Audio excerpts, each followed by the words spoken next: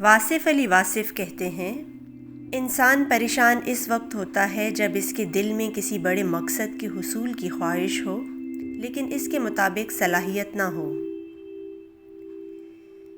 پریشانی حالات سے نہیں، خیالات سے پیدا ہوتی ہے۔ کسی انسان کے کم ظرف ہونے کے لیے اتنا کافی ہے کہ وہ اپنی زبان سے اپنی تعریف کرنے پر مجبور ہو جائے۔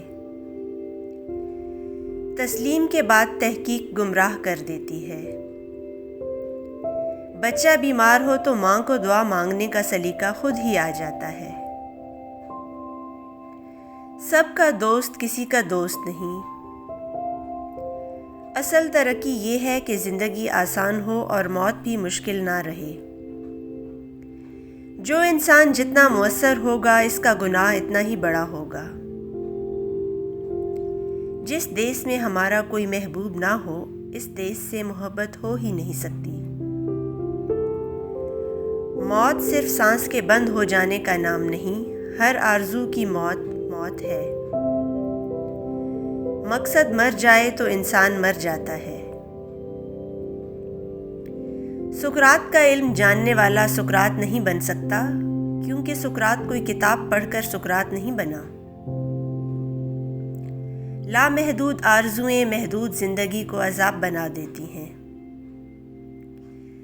جھوٹے لوگوں کے ووٹ سے سچا انسان کیسے آگے آ سکتا ہے؟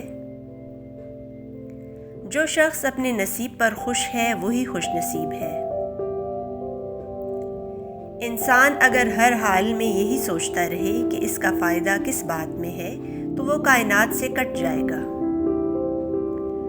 خاموشی ایک راز ہے اور ہر صاحب اسرار خاموش رہنا پسند کرتا ہے۔ خاموش انسان خاموش پانی کی طرح گہرے ہوتے ہیں۔